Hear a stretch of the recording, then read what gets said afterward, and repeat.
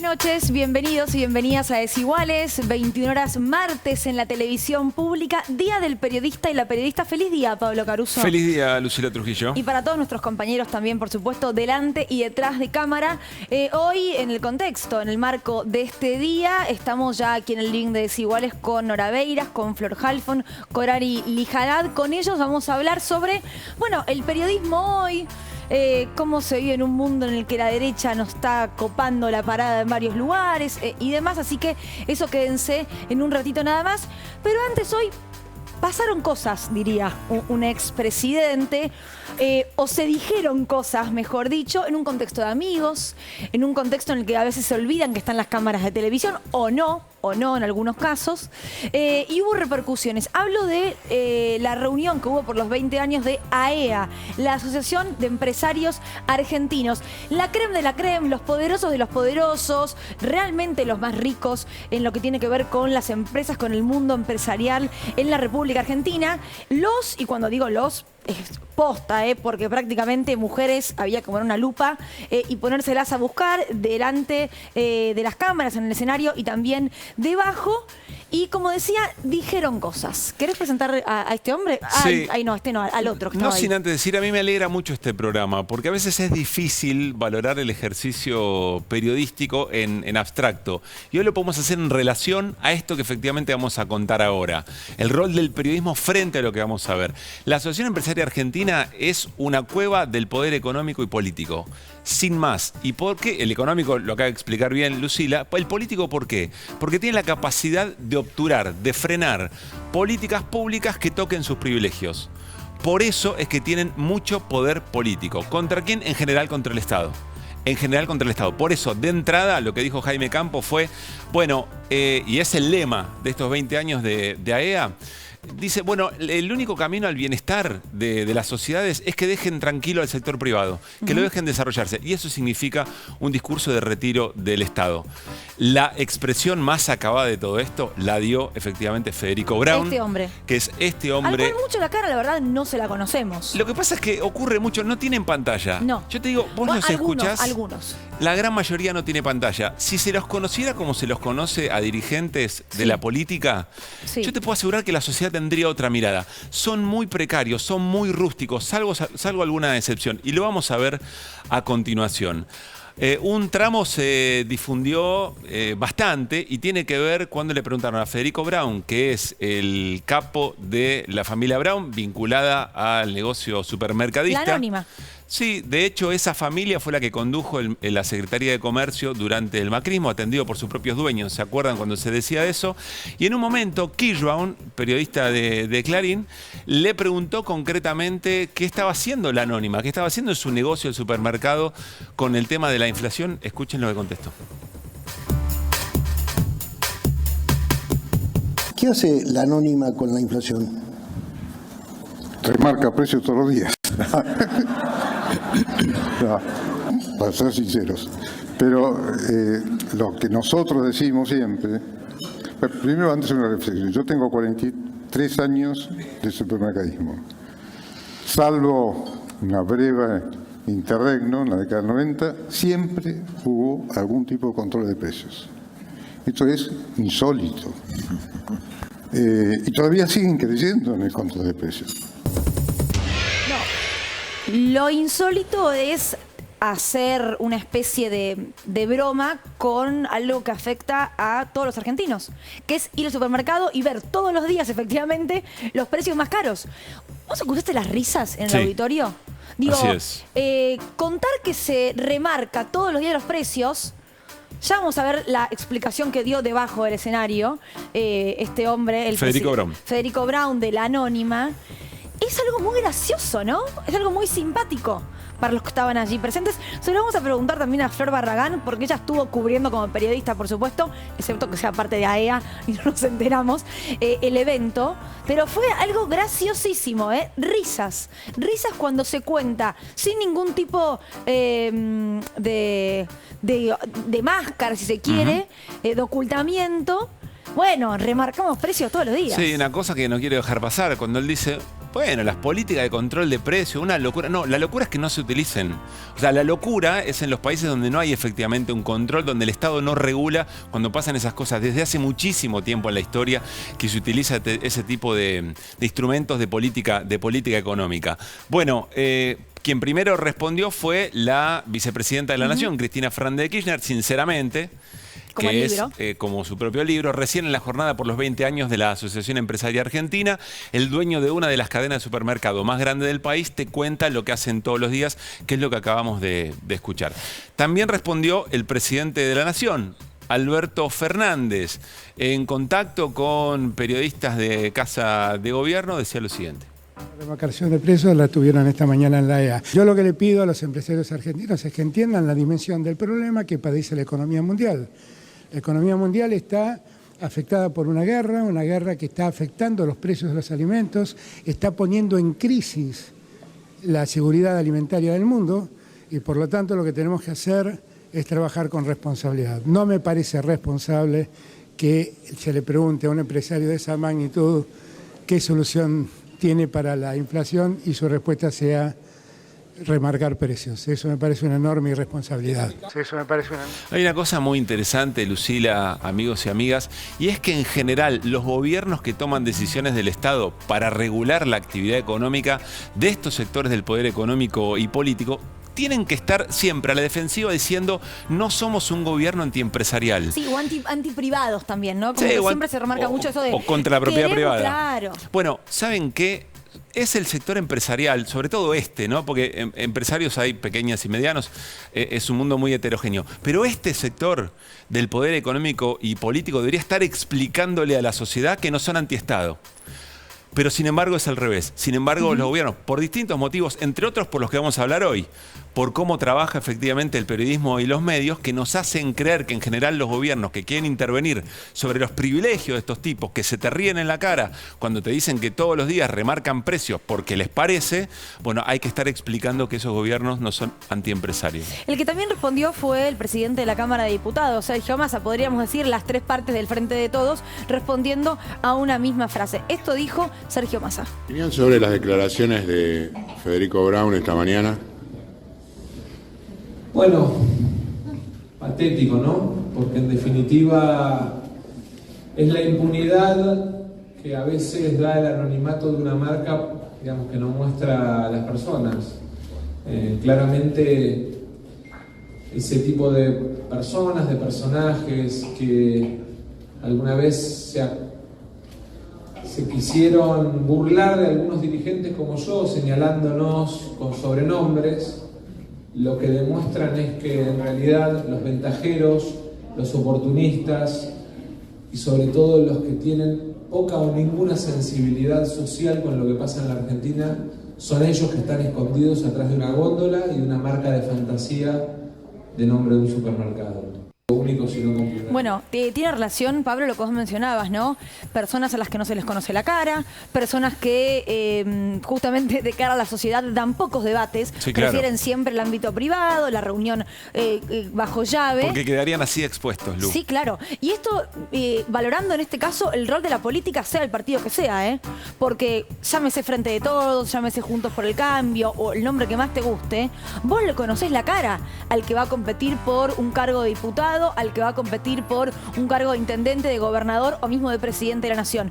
A estos hombres no se les conoce la cara. Caminan por la calle o comen al lado tuyo en un restaurante, si tenés mucho dinero para ir al mismo restaurante que ellos, sin saber quién es. No pasa lo mismo con la dirigencia política. Sí, yo tendría una propuesta, pero van a armar un 0800 para cancelarla, que es armemos un álbum de figuritas con las caras de las personas más poderosas de la economía y la política o de estos sectores y repartámosla en los colegios. Porque hay que conocer, hay que saber quiénes son los que diseñan o los que obturan las políticas económicas en nuestras democracias. Y eso no pasa, por supuesto, solamente en la Argentina. Fabián Waldman había sido el periodista que le hizo esa pregunta a Sergio Massa y difundió el video. Y otro colega, Lautaro Maislin, es quien encara a Braun cuando baja del escenario. Claro, en caliente y rodeado de risas, fue muy gracioso lo que dijo.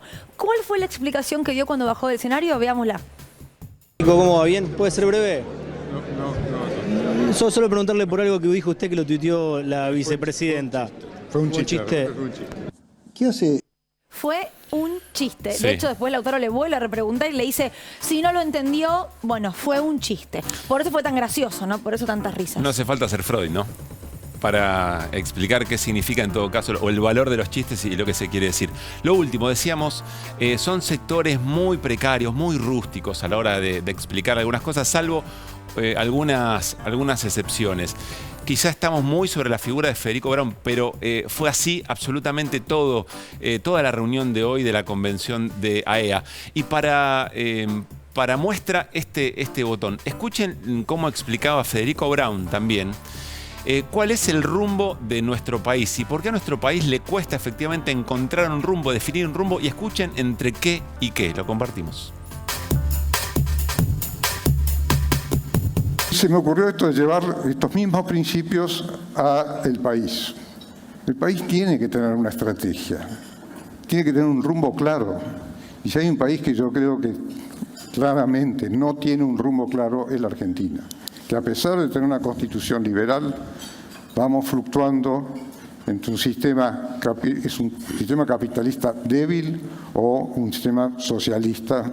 Esto se mezcla, pero claramente la Argentina, en muchas decisiones uno ve que no se toman las decisiones correctas por tener un modelo de país en la cabeza de los argentinos mucho más, yo no diría, en el medio entre el capitalismo y el comunismo. El comunismo yo lo defino como que el Estado es el dueño de los medios de producción, definida por Marx hace muchos años. Gracias por la explicación final sobre quién creó la teoría. No, sí, después la confusión entre socialismo y comunismo es tremendo. Pero más allá de lo que podríamos hablar horas y horas sobre geopolítica, sobre política internacional, historia, comunismo, etcétera, acá comunismo, más allá del sistema, es el cuco. Hay un montón de sinónimos, ¿no? Venezuela, Cuba, Nicaragua, comunismo, es todo igual. Es el cuco con el que asustan a un sector de la sociedad para aceptar un nivel de desigualdad que es el que hay que tolerar, porque después decía Federico Braun, bueno, esto es lo que hay, chicos, o sea, no se puede hacer otra cosa, ¿qué va a hacer? Es lo que tenemos que aceptar. En fin, las cosas que se ven, vos lo viste en primera ¿Por qué mano, no lo llevaste a Flor. Caruso, Flor? Bueno, La próxima sí, llévame, te Hay una pido. hay una foto de Caruso en la puerta de AEA. Recién dijiste que había estado y me di cuenta que tengo la pulserita. ¡Apa! Mirá. No me la saqué. Ella quiere Para que sentir sepan. VIP. Claro, yo soy VIP. Era de la con el pileta. Sheraton. Claro, soy inclusive, ¿no? No, da cuenta que no me bañé también, es grave eso. Para cuando vuelve a la casa lo hace, tranquilos. ¿Cómo Bueno. estuvo, Flor? Bueno, primero para arrancar, ¿vieron esas risitas que se escucharon después del chiste Sí. de Braun?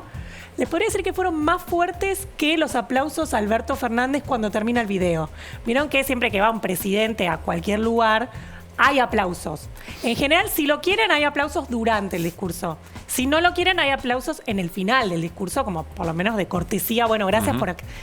Uno termina el video de Alberto Fernández que termina diciendo, les pido que acompañen a todo esto. Y miro, ¿viste? Miraba. Silencio, se Nada. escuchó muy a lo lejos como un tímido aplausito, pero bueno, realmente podría decir que las risas fueron más potentes. Otro tema, Bueno, bien podía haber habido risas ahí, ¿no?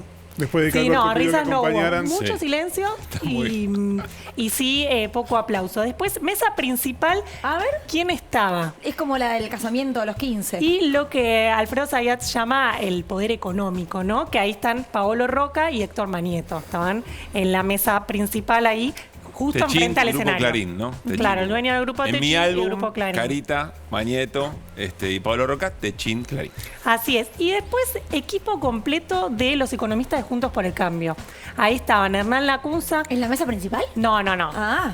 No en la mesa principal, pero equipo completo, digo, en el Sheraton. Estaban Hernán Lacunza, Los estaba... tenemos, de hecho, me parece, para verlos en una placa a todos los economistas asesores de Juntos por el Cambio o exfuncionarios, algunos de ellos. Claro, también Más que eso, estaba... son los que están trabajando en la Ahí están. preparación del programa ¿Quiénes están? A ver ahí. económico del PRO.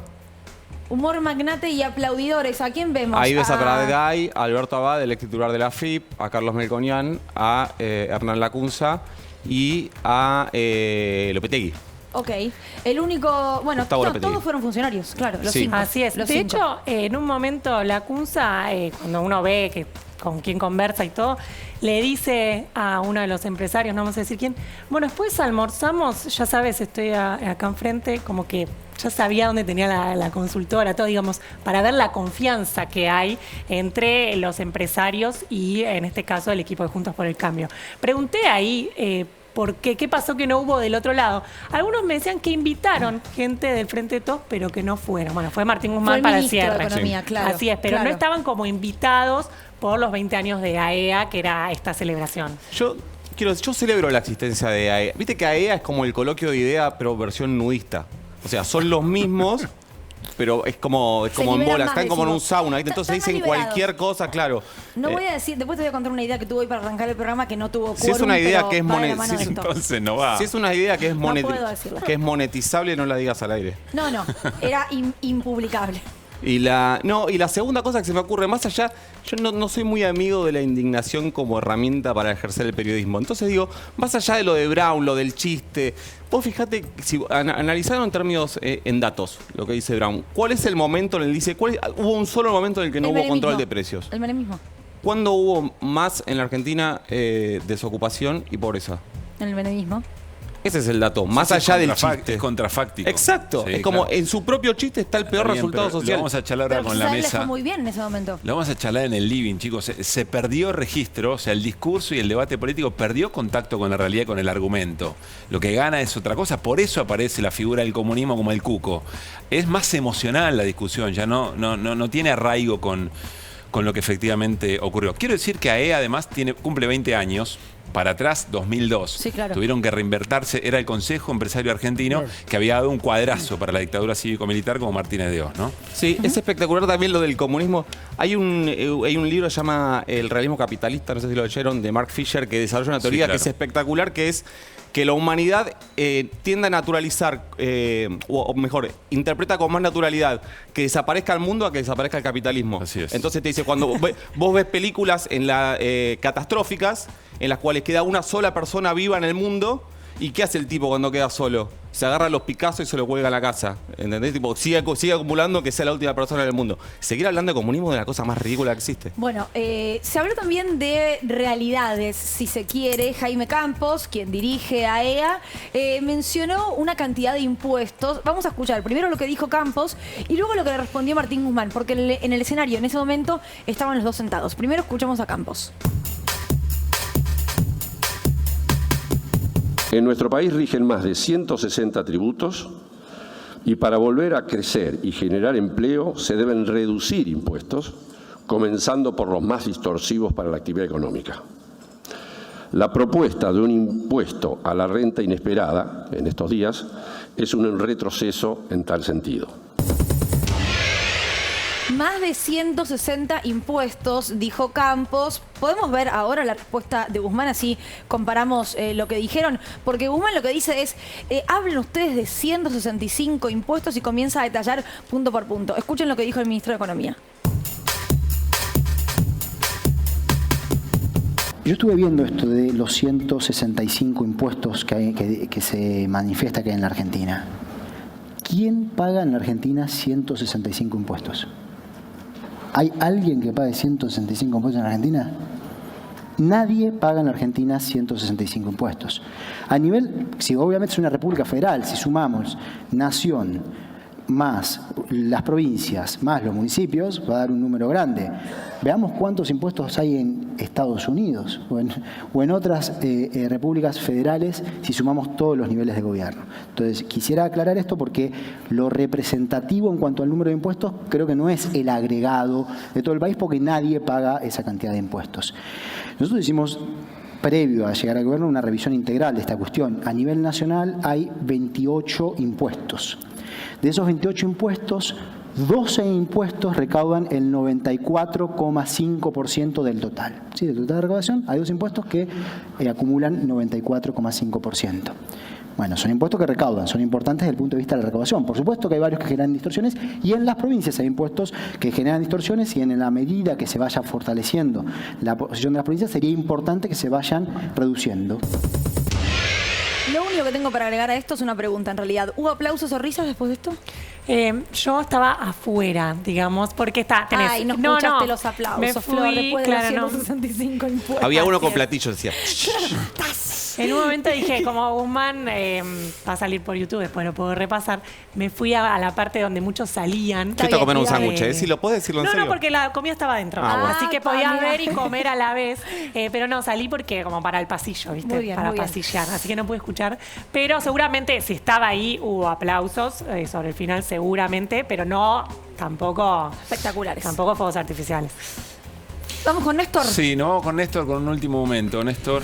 Acaban de pedir, hace unos minutos, la detención del futbolista de Boca, Sebastián Villa. La fiscal Vanessa González dio por probado la violación de Villa contra su denunciante. Lo dice en estos términos, dictamen de 59 páginas, en el que además explica que pide la detención porque Villa intentó intimidar a su denunciante y en la denuncia anterior, recordamos, tiene una causa anterior, Villa se había, cuando se enteró, ido del país durante 20 días y esto le valió incluso una sanción en Boca.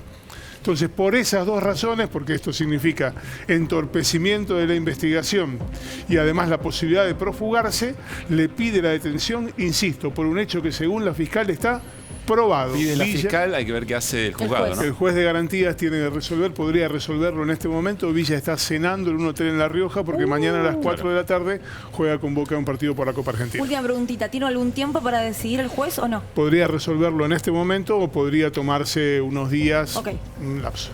Bueno, nos vamos al living con nuestras invitadas e vamos. invitados. Tiene que ver con el Día del Periodista. Y yo conociendo... Y la periodista. Está bien, perfecto.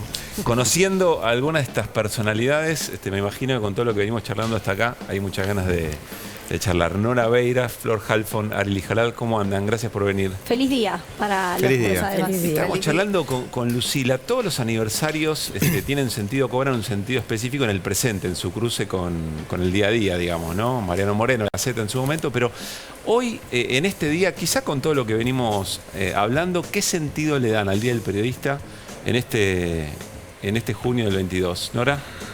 Bueno, la verdad es que la coincidencia de este plenario de AEA con el Día del Periodista y siendo uno de los expositores centrales, el dueño, uno de los accionistas mayoritarios del grupo comunicacional más grande de la Argentina, como Héctor Manieto, diciendo que lo importante son los hechos, ¿no? En lo cual estamos de acuerdo todos los periodistas. El problema es cuando se inventan los hechos. La verdad que esto es muy revulsivo y cuando el discurso de estos dueños del poder en realidad lo que muestra es, para mí, la absoluta insensibilidad en cuanto a lo que vive el país y a la decisión y el desparpajo de decir lo que piensan, y lo que piensan implica no querer ningún control de ningún tipo, no pensar en ningún momento en una redistribución de la riqueza, quejarse de situaciones en las cuales ellos lo único que hacen es usufructuar los beneficios de este poder y la debilidad del Estado frente a eso. A mí realmente me resulta muy preocupante que por un lado tengan tanta seguridad en que que pueden decir cualquier cosa porque total no va a pasar nada, que tengan eso me parece realmente preocupante para la institucionalidad democrática, y que hagan además un alegato en el cual cuestionan cualquier tipo de proyecto de modificación del Poder Judicial, respaldándose o supuestamente en que cualquier modificación del statu quo, que evidentemente les es absolutamente funcional, implica inseguridad jurídica. Esa manipulación del discurso realmente me resulta muy preocupante para la consolidación democrática frente a un poder político que, llamando solo a la responsabilidad, está claro que no resuelve nada. ¿Y cómo lo cruzás con el día de él y la periodista?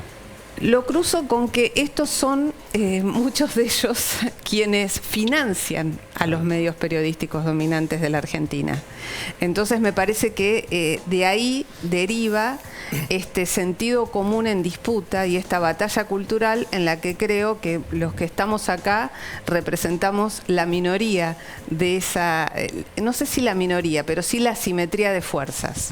Entonces eso, ahí es donde me resulta más que preocupante, porque estamos en un sistema capitalista, más allá de los delirios de este señor que no pasó ni la Guerra Fría, ni ningún manual, ni de sociología, ni de historia, ni de nada, digamos, solo prejuicio.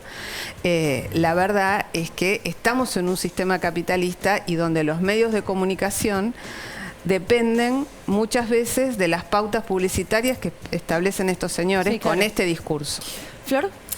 A mí lo que más me preocupa en este momento respecto al periodismo es la precarización laboral, porque me parece difícil en la mayoría de los ámbitos poder pensar en el modo en que se tienen que decir las cosas, en cómo trabajar profundamente sobre determinados temas, en cómo ir a buscar esos hechos efectivamente como lo más cercano, lo más honesto, a ver cómo sucedieron, cuando tenemos, en el mejor de los casos, 2, 3 trabajos, en el peor de los casos ninguno, igual no alcanza. Y creo que quienes pueden pensar en esto de inventar hechos o plantear realidades paralelas que se instalan como la verdad son los millonarios, los periodistas millonarios, y la mayoría no lo somos. Claro. Hoy un informe de Ciprea muy claro en ese sentido, ¿no? El 50% de los y las periodistas no llegan a la canasta básica general y además, bueno, después necesitan por lo menos 2 trabajos o más para poder cumplir con eso.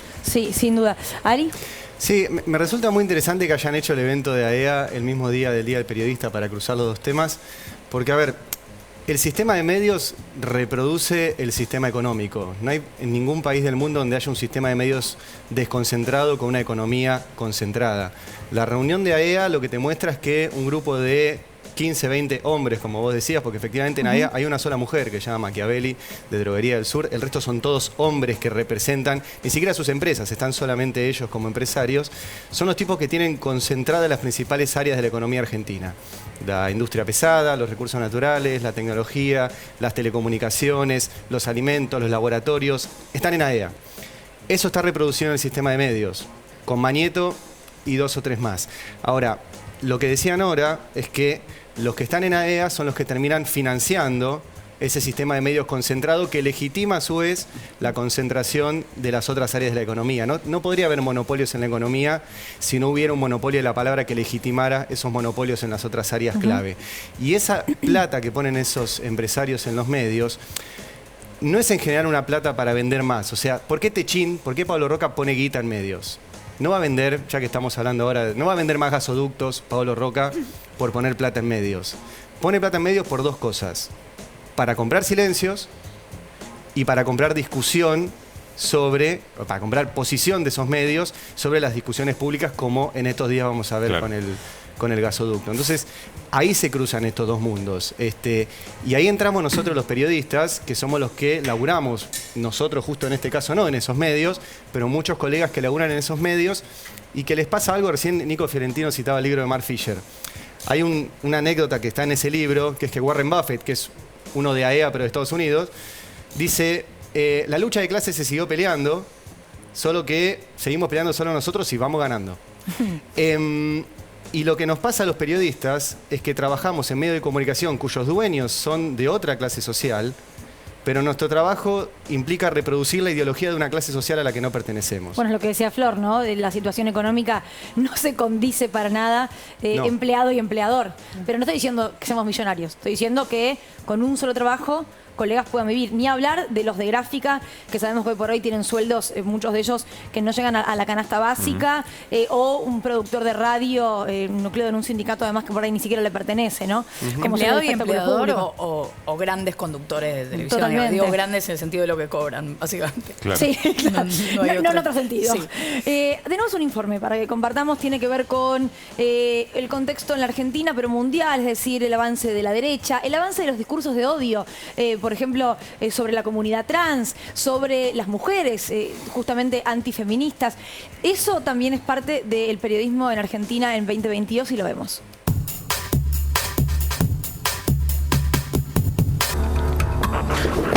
Ustedes son una manga, todos ustedes, todo lo que están haciendo en este país, todo lo que vienen haciendo, lo están haciendo absolutamente sabiéndolo. Los periodistas. He got caught, read his laptop, and you know who's a criminal? You're a criminal for not reporting it. You are a criminal for not reporting it. O senhor já foi multado aqui no estado de São Paulo por não uso de máscara, agora o senhor está... Você quer fazer uma pergunta decente e eu respondo. Você da Globo? Pare de tocar no assunto. Você quer botar... E bota o João Samuel agora. Vai botar agora. Estou sem máscara em Guaratinguetá. Tá feliz agora? Você está feliz agora? Essa Globo é uma merda de imprensa. Vocês são uma porcaria de imprensa. Vocês são uns caras, cala a boca, vocês são um canalha. Yo no soy totalitario, solamente estoy diciendo que sos una burra y que hablas de cosas que no sabés. Yo lo respeto porque yo creo en la pluralidad de voces. Está bien, pero pluralidad de voces no es que 2 más 2 es igual a 57.825. 2 más 2 es 4. Lo que dijiste es una burrada. Hablaste de algo que no sabés. ¿De qué me venís a hablar? La totalitaria sos vos, que te pones a opinar de cosas que no sabés un carajo. ¿Qué haces con la televisión pública? Privatizar. Listo. Yo no soy totalitario. Esta es la imagen, este es el momento en que Mauricio Macri, entrando al juzgado en Dolores, rompe el micrófono de C5N, lo tiró al piso, luego fue pateado por uno de los hombres de seguridad que estaba con él. Ahí se puede ver claramente, agarra un micrófono, ese micrófono es el de C5N, lo tira al piso y sigue caminando. Preguntarle al de 5N por qué me lanzó el micrófono a mí, qué sé yo no vi, yo venía de costado y vi que se venía uno así, lo agarré y lo tiré. Lamento que lo terminaba el agua. Ustedes son todas cucarachas, por culpa de ustedes estamos como estamos. Metételo en el orto, forro el micrófono. Punto. Tenemos que... No insulte. Los periodistas no hay que insultarlos. Enemigo del campo, de la ciudad, de la gente, de la civilización, de todos. ¿Nosotros? Sí, vos, basura. Yo, muy bien. Hijo de remil puta. Antes de avanzar tengo un poco de frío en los pies, así que vamos a colocar una alfombra. Traje una alfombra que yo uso siempre en los programas donde voy.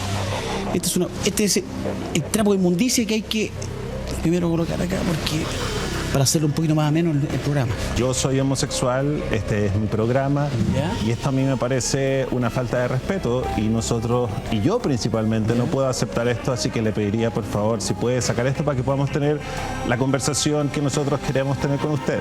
Los colegios de periodistas alemanes han enviado una carta abierta al ministro del Interior pidiendo protección frente a los grupos de extrema derecha. En una redada la policía encontró una lista que incluye a varios periodistas como objetivos potenciales. Agresión al móvil de C5N. Así se tiene que ir el móvil de C5N cuando me gritan al oído y es imposible hablar. ¡Ladrones, demonios! Señor, déjeme hablar. Déjeme trabajar. Déjeme trabajar. Bueno, esto es lo que está pasando. Qué difícil, realmente. Ustedes periodistas, que les va bien y lo primero que hacen es ponerse pantalones chupines y ganar plata. Ahí en resumen, ¿no? No solamente se veían situaciones de Argentina, sino, bueno, lo de Chile, impresionante, cuando tira la bandera y la comienza a pisar. Cuando ven esto, cuando ven lo que pasa en las redes sociales también, ¿no? Con algunas repercusiones de ciertos discursos, ¿qué les pasa? Bueno, esto es como un compilado, para mí, del fracaso que estamos viviendo como civilización occidental en el siglo XXI. Que se naturalicen esta clase de discursos, que en la Argentina haya hoy un señor que es diputado nacional, que aspira a ser candidato a presidente, que hable de la venta de órganos y que esa misma fuerza política tenga a una diputada negacionista que haya jurado su banca pidiendo la libertad de los genocidas presos. Me parece que es un retroceso en lo mucho que se ha avanzado en la Argentina en materia de derechos humanos. Y me parece que es grave porque, no por la representatividad de esta fuerza de los libertarios particularmente, sino porque van habilitando que el discurso se corra cada vez más a la derecha y se permitan discusiones, se abra a una discusión temas que realmente no son materia de discusión. Entonces ahora, eso es realmente preocupante. ¿Hay que hacer un mea culpa por parte del periodismo con respecto a figuras como la de Milei, por ejemplo? El espacio que se le dio, el lugar que se le dio. Es que yo creo que el periodismo que banca a Milei, que lo lo expone permanentemente porque garpa en el lenguaje mediático, juega con ese discurso porque se siente representado, quizás no por la radicalización extrema de este personaje, pero sí porque ese sea el motivo del debate. Digamos, vos tenés manifestaciones de miles y miles y cientos de miles de grupos, de movimientos sociales en distintos puntos del país. No hay medio de comunicación que los reproduzca. Tenés a este desquiciado diciendo barbaridades y pasa a ser motivo del debate, no solo de estos medios que lo representan, sino de todos nosotros que discutimos sobre eso y los terminamos legitimando. Entonces me parece que ahí hay una trampa en cómo afrontar esta transgresión que, como es tan, para nosotros tan violenta, termina siendo atractiva, es morboso. Y a la vez hay algo, me parece, como una lógica que un poco atraviesa me parece a distintos canales, digo sobre todo de televisión, porque me parece que es algo más propio de la televisión, que es la búsqueda siempre de los personajes muy vistosos. Me acuerdo de haber tenido una discusión hace unos años en un programa en el que trabajaba, porque el invitado iba a ser Olmedo. Fue finalmente. El exdiputado. Claro, pero que digo, que había llegado a la Cámara de Diputados y el debate era como, pero nosotros vamos a discutir con alguien con quien no se puede discutir, con quien no hay nada que discutir, que lo único que le sirve es hacer visible su discurso y no importa lo que nosotros vayamos a hacer. Era un buen aviso, porque también llegó efectivamente a diputado casi por las mismas razones por las que llega Milei. Por eso te digo, me parece que hay algo que sí sucede y es un poco transversal e histórico. Lo que me parece que por ahí se da ahora como particularidad es que las cosas desde hace mucho tiempo, y no digo en la Argentina, porque además se ve que es algo que sucede en la región, aunque en el mundo, pero digamos en la región, no hace muchísimos años, digo décadas más allá de algunos picos, pero muchísimos años que no están saliendo bien. Entonces hay un montón de gente que dice, bueno, no sé, hay un montón de gente muy mayor o un montón de gente que nunca vio que le fuera bien a su familia, que dice, bueno, la verdad que con todo esto que hay, no sé, no entiendo, no me gusta, no me interesa, no me respondieron bien. Y dice, bueno, no sé, esto no lo conozco, y aparece algo visible, y ahí es donde me parece que la autocrítica que podemos hacernos es que, digo, podemos hacernos a modo colectivo, no habiéndolo hecho, pero digo, me parece que hay algo ahí que podría incluso criticarse mucho más, o que podríamos preocuparnos mucho más cuando el fenómeno está empezando, porque ahí evidentemente hay un lugar que se le da a algo que después crece solo. Incontrolable. Quiero ajustar un poquito la pregunta, porque en realidad decía el Graf, o lo sigue diciendo, el avance del discurso de odio contra el periodismo. Yo te quiero preguntar, ¿cómo ves al periodismo en medio de una escena de tanta violencia, de tanto odio y de muy poco argumento e idea, digamos, ¿no? Es que es un problema generalizar el periodismo. Yo creo que hay periodismos. Hay personas que no hacen periodismo, pero tienen patente de periodista. Yo no trabajo de lo mismo que Majul, que Santoro, que Lanata, que Buñaski. Yo no hago eso. Ellos podrán decir que son periodistas. Creo que nosotros hacemos otra cosa. Entonces, cuando recién preguntaba la autocrítica del periodismo, me parece algo demasiado amplio. Nosotros tenemos en general pocos lugares de decisión, sí posibilidad de discutir contenidos. En los lugares que uno puede decidir, por ejemplo, que yo conduzco un programa de radio, yo puedo decidir lo que le pasó recién, lo que decía recién a Flor, si un entrevistado lo hago o no. Claro. Yo decido no hacerlo, yo decido no reproducir esas ideas de odio. Ahora, pero en la televisión no es tan fácil. No es tan fácil en la televisión y menos en los medios grandes. Ahora, yo pensaría un poquito más allá por lo siguiente. Recién estaba bueno el informe porque muestra que acá no somos originales. No es que Milei es una creación argentina y es un invento que vamos a exportar al mundo. Tenemos a Milei en Argentina, tenemos a Bolsonaro en Brasil, tenemos ahora a Hernández en Colombia, tenemos a Trump en Estados Unidos, tenemos a Vox en España y así puedo seguir en todo el mundo. Porque, y volviendo incluso a lo primero que hablábamos, que es el rol de estos grandes empresarios y estas grandes corporaciones, han tomado tal poder las corporaciones empresarias que los estados han quedado muy pequeños para enfrentarlas. Es lo que Cristina el otro día habló de insatisfacción democrática. Y las democracias terminan insatisfechas, sea con los gobiernos que intentan hacer algo frente a esas corporaciones y no pueden, y sea frente a los gobiernos que ni siquiera lo intentan porque son gobernados por esas mismas corporaciones, como el gobierno de Macri. Y frente a esa o inacción de los gobiernos de derecha, o potencia o imposibilidad de los gobiernos progresistas en cualquier lugar del mundo, surgen estas figuras, insisto, en la cual en Argentina se llama Milei. Ahora, alguien paga todo esto. O sea, no solamente en los grandes medios de comunicación financiados por estas grandes empresas, Milei va porque da rating o porque da un título. Milei va porque no se pelea con ellos. Milei va porque es muy gallito para pelearse con un periodista o con un funcionario, pero no tiene un gramo de valor para pelearse con un Pablo Roca, con un Mañeto, con los grandes dueños de la Argentina. Recordemos que Milei denunció a colegas, Pablo Dugan, Débora Plager, Paulo Vilouta, y me estoy olvidando de...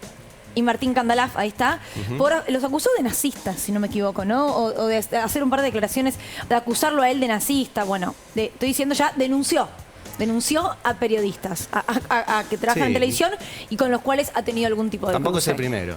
No, pero bueno. Es tan vacío igual el discurso que le dice a la periodista burra e inmediatamente le dice dijistes.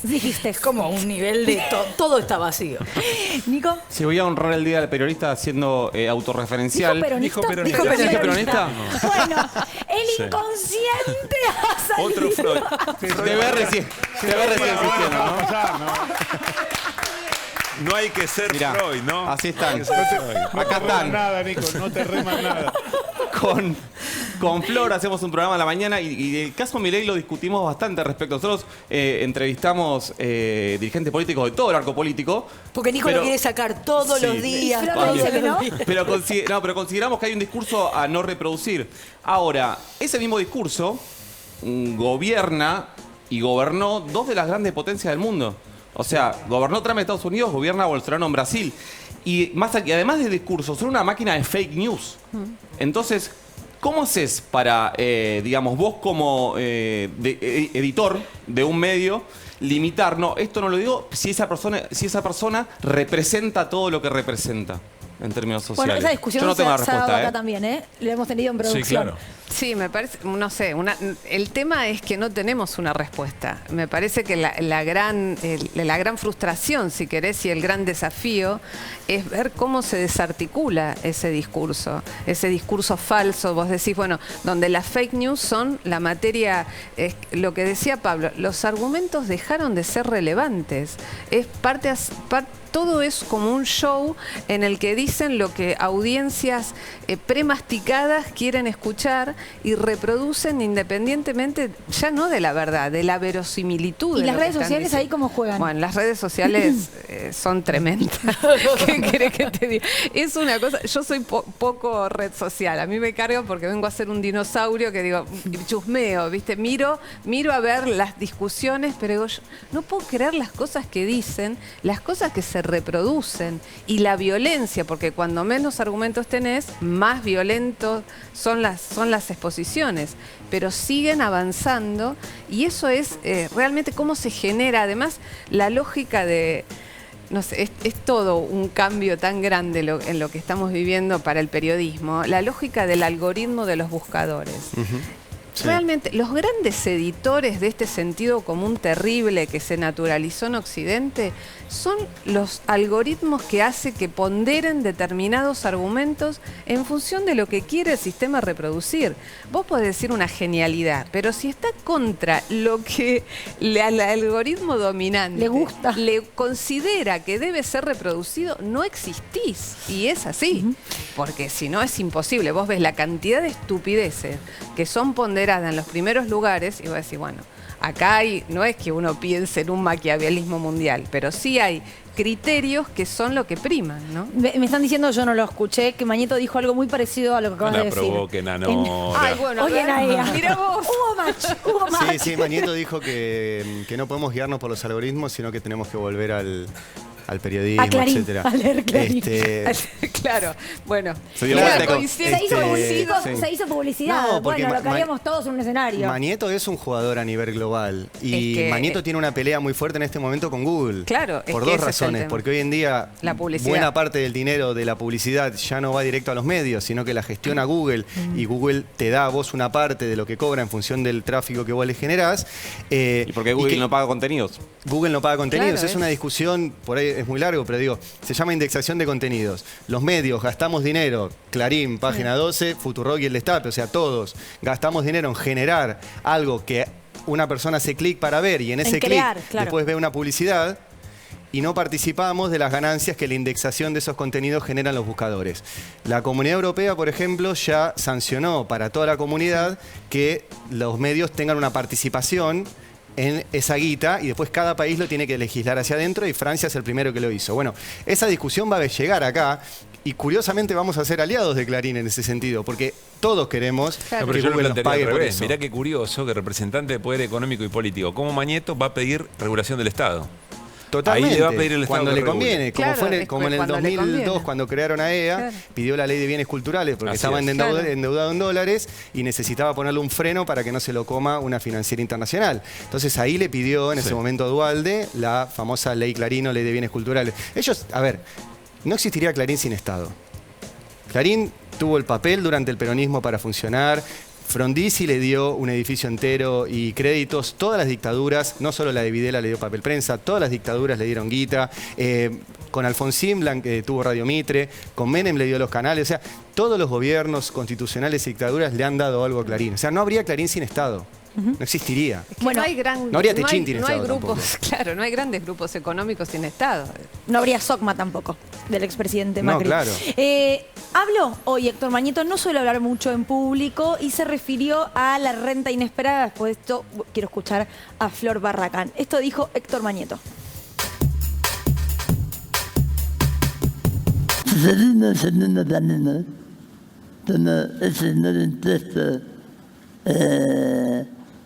Denuncia, vamos a tener los mismos resultados. Ahora no solamente haciendo impuestos distorsidos, sino haciendo impuestos que encima son transitatorios, haciendo la reinversión privada. Esto es solo un anticipo, Flor, de lo que se dijo sobre renta inesperada. Algunos sin saber si la tienen que pagar o no, porque la verdad es esa, va a ser un porcentaje muy Es que el pequeño. problema es la señal. Por ni eso, siquiera es no, es porque hay que cuánto y decir que quién. no. Así es, sí. De hecho, hoy el Ministerio de Economía informó que van a ser en un escenario conservador 300 empresas. Nada más. Así que sí, muy pocas.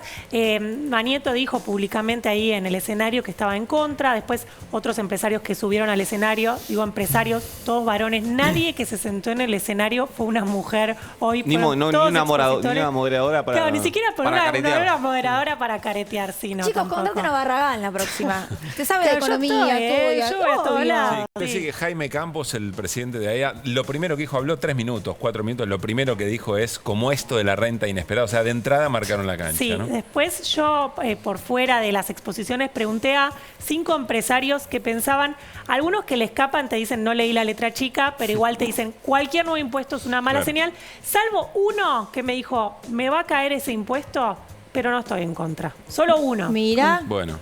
Y que lo va a pagar. Quiero saber cuál es. Sí. Ahora en Sí. te lo voy a preguntar.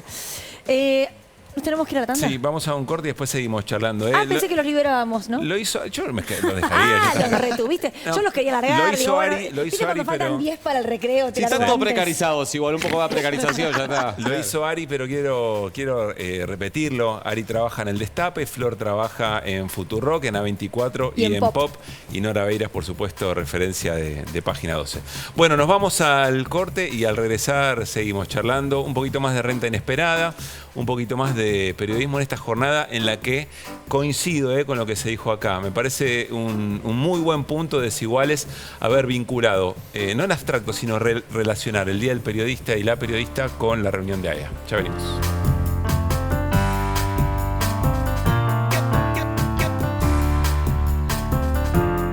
¿Estás en Santa Fe? Estás en tu canal de bandera. Para ser competitivos en la industria es necesario contar con una flota de vehículos acorde a los tiempos que corren. Por eso, a la hora de renovar el parque automotor, piense solo en el especialista. Naviral Mercado, subastas online. Ponemos el jugo de naranja, podemos Perfecto. hacer 2 helados. Como Pero les no hay dije, ¿sí? manera que sin nitrógeno y sin heladera vos hagas helado. Yo hago una apuesta monetaria de que no lo lográs. Y ahora viene el ingrediente secreto, sal. Y ahora, como está haciendo Luis Enrique, ¿qué hacemos? Comenzamos a agitar. Y se va haciendo helado a medida que agitamos. Chicos, si ponemos un emprendimiento, vamos a jugar con Pepe a nuestro juego de la memoria. Allá, en la sanguchera rosa, ¿qué hay? La ballenita. Noche Demente. Lunes a viernes, 22 horas. Televisión Pública. Hoy nos visita Mauricio Dayú.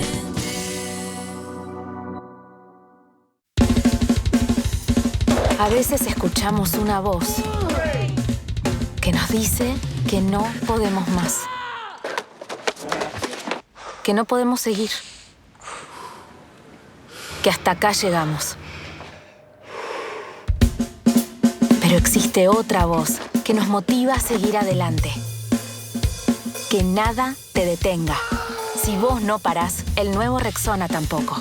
Rexona, no te abandona. Llegó Colón Selecto, un vino de buen color y gran sabor. Para quienes tal vez no tengan una bodega de vinos, pero sí una bodega de amigos. Nuevo Colón Selecto, un vino para compartir con tu grupo selecto de amigos. En Banco Nación sabemos que durante años renegamos diciéndoles: apague el celular, por favor. Disculpe, señorita, no se puede usar el celular. Con el celular afuera, ¿puede ser? Ahora que tienen BNA+, queremos que usen sus celulares. Transfieran a la que pagó y dijo: después dividimos. Carguen la SUBE y metan combinación tren, bondi, tren. Pónganse alias graciosos, porque ahora pueden usarlo en cualquier lugar. Perdón. Eso sí. Dentro del banco no, por favor. Gracias. Bajate la app BNA+. Podés manejar tus cuentas desde una app. Es fácil, rápido y sin moverte de donde estés. BNA+. Todo es más fácil. Banco Nación. ¿Sentís que tu acondicionador no alcanza? Invitamos a la fotógrafa Sandra para probar el super acondicionador DAB. Se testearon 2 mechas de pelo con diferentes niveles de daño. Solo una de las mechas fue tratada con super acondicionador DAB y la otra con un acondicionador común. Las áreas más brillantes muestran el nivel de daño en el pelo. La mecha tratada con DAB presenta menos daño porque tiene 8 veces más poder de reparación que un acondicionador común. Superato acondicionador común. Somos los activistas de la mesa y queremos mejorar la manera en que comemos. Por eso las nuevas sopas Knorr están hechas con vegetales deshidratados, semillas y sin conservantes. Recetas únicas para disfrutar de una sopa deliciosa. Knorr, come lo bueno. Yo quiero cualquier vicio. Elijo siempre el más rico. Chocolate con almendras o con maní o chocolate blanco. O cualquier vicio que te quieras comer o llevar de regalo. El mejor chocolate es vicio de Bonafide. Vicio conmigo para compartir también. Vicio conmigo para disfrutar. Estés donde estés. Te presentamos los nuevos vicios. Una tableta con el más rico chocolate Bonafide. Probalos.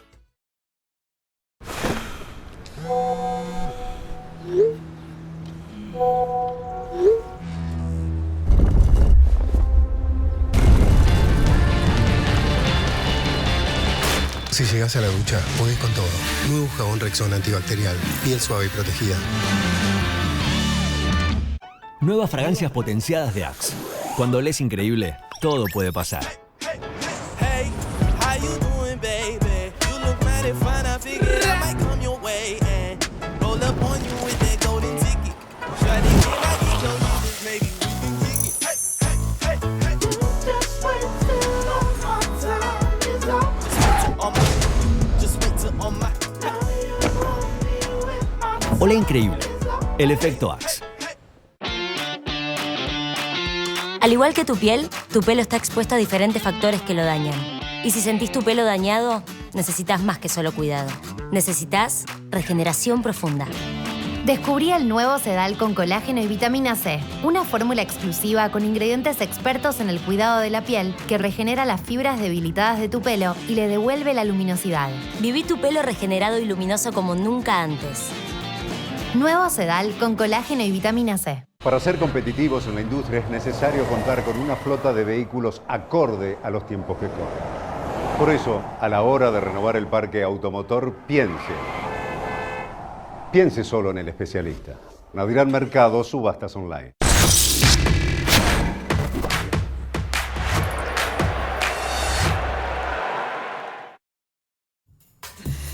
Seguimos en Desiguales. Bueno, se harán partidos de fútbol. En la tanda son cosas que ocurren. ¿Por qué no? ¿Por qué no? ¿Por qué no? Si está Seba Medici, se juega. Si No, no tengo que decir esto. Bueno, se está metiendo en una interna. Que sea mixto, que sea mixto.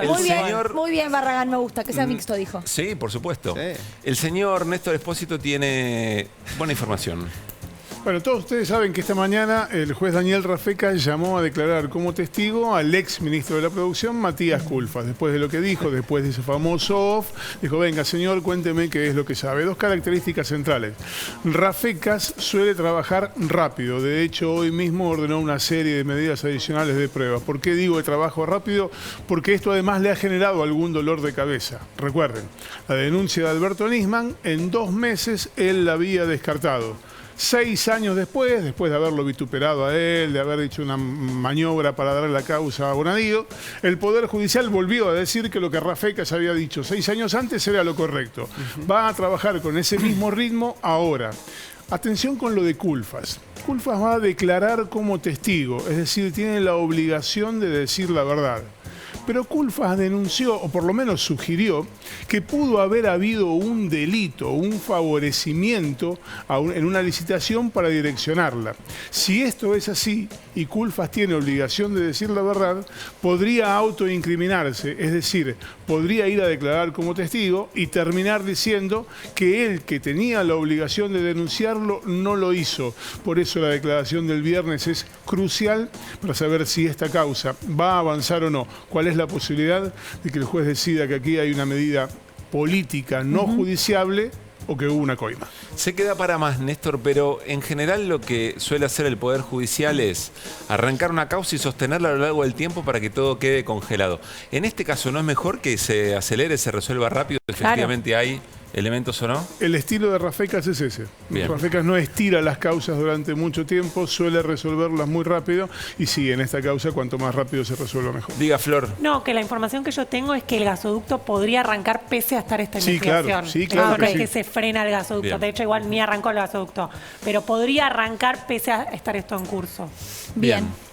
Nuestro productor, Sebastián Schurman, nos tiró el... Che, ¿por qué no cierran la nota con los colegas diciendo si tienen algo de algún off para contarnos? ¿Hay alguien interesado en revelar el on, el off, algo que se pueda contar? Podría ser alrededor de la práctica del off y cerramos... Alrededor de la práctica del off. Bueno, yo creo que este gobierno... Y no por este off, la verdad que me parece que no le dejó margen al presidente para decidir en el sentido que decidió, porque si no estallaba al frente de todos directamente. Me parece que la práctica de distribuir off por escritos, por WhatsApp, que no es exclusiva del Ministerio de la Producción, sino que es una práctica de varias carteras, de varios ministerios, a mí como periodista me parece una aberración, me parece una cosa absolutamente ¿Por qué? ilógica. Explica, porque por ahí para nosotros lo entendemos, pero la audiencia es interesante. El off the record es una herramienta absolutamente válida para el trabajo periodístico que supone un compromiso de confidencialidad entre una fuente y el periodista. Entre una fuente y el periodista. Es un pacto individual, si querés, que parte, si querés, de la confianza que tiene que haber entre la fuente y vos como trabajador de la comunicación. Si vos difundís un off entre... Es la desnaturalización de ese criterio, porque no hay a muchos periodistas en WhatsApp que se redistribuye a cualquiera y llega a cualquier lugar. Entonces, ese pacto de confidencialidad está absolutamente expuesto a la mala intención o a la utilización con fines absolutamente distintos a los que vos con los cuales pudiste haberlos emitido. ¿Tiene que ver eso también con la precarización del periodismo? O me dicen por la cucaracha, la vagueza. Yo no lo entiendo de esa manera, pero digo, ¿tiene que ver también un poco con eso? Puede ser, pero también hay algo de la lógica que se está dando ahora. Por ahí es empezar a entender un poco cómo funcionan los recursos en la política con las redes sociales, pero ya llevamos un tiempito. Pero además esos off... una cosa es que tengan información y vos decís, bueno, te la tiro pero no te la dije yo, o qué sé yo, se la quisiste dar a 10 periodistas. Y otra cosa es que el off sea una opinión de un funcionario de un ministerio, una opinión en off que además es reenviada. ¿Qué? Eso no se llama off. A nosotros nos enseñaron otra cosa. Ari. No, y además hay varias cosas. Primero, el off tenía una razón inicial que era proteger a la fuente. frente a algún tipo de agresión. O sea, vos obtener información, el famoso garganta profunda del Watergate, eso era un off. O sea, un tipo que hablaba, le pasaba información, pero después, no han leído en general el libro Watergate, pero lo que decían los periodistas era, nunca publicábamos la información del off se chequeaba por sí misma. Claro. Si nosotros no podíamos reconstruir lo que una fuente nos daba en off por nuestros propios medios, eso no se publicaba, decían Woodward y Bernstein. Eso por un lado. La otra cuestión es cuando los funcionarios o cualquiera te dice en off, esa pared la voy a pintar de verde, y después en on te dice la voy a pintar de rojo. Claro. ¿Qué Digo, publicás? ante las cámaras y otra cosa o ante los micrófonos. Entonces, ahí también desnaturalizan el objetivo, porque te dicen algo que después te lo mienten en vivo. Claro. Y ahí se desnaturaliza también esa relación. Claro. Y la tercera cuestión es que está tan pauperizada la relación periodista-fuentes, sea funcionarios, o sea jueces, o sea empresarios, que los soft terminan funcionando para los periodistas como las relaciones públicas de sus fuentes. O sea, la fuente le dicen algo al periodista en off y el periodista lo publica como información propia, sin citar a la fuente, pero haciéndole la gacetilla o prensa a la fuente. Y eso es relaciones públicas, eso no es periodismo. Son laburos, ¿eh? O sea, hay gente que labura relaciones públicas. No, bueno, Nosotros lo operaron no. al periodista. Bueno, Lo operaron fácil al periodista. O se dejó operar para quiso eso. cumplir esa función. O quiso cumplir para tener una relación de privilegio con la fuente que le da, yendo a lo que hablaban antes las redes, la famosa primicia. Ahora, hoy en día, nos vamos a otro programa, pero digo, hoy en día la primicia está absolutamente sobrevalorada porque dura un minuto. O sea, un minuto. O sea, Sí, porque tal cual. alguien la publica en un portal y Por al cual- minuto los otros portales la replican cual. y se terminó. Vuelve a ser importante el contexto, la historización de esa Claro. información, etc. Nora, Flor, Ari, gracias por haber venido. Gracias Gracias a ustedes. a los Ojalá tres. que se repita. Bueno, nos estamos yendo. Queremos saludar desde aquí, o personalmente, al papá del señor Sebastián Schurman, A al Diego, querido feliz Diego, que cumpleaños. Y a tu mamá. Y a mi mamá, le mando un gran abrazo también. Bueno, ya que estamos. Por Alguien más que le cumpleaños. mande un saludo. No sé, digo, cumpleaños hoy, te mando ¿Alguien más? ¿La mamá de Marce también? Y a la mamá de Feliz Marcelo cumpleaños para la mamá de Ferrer Marce, el director también. Muy Y a los periodistas, feliz día.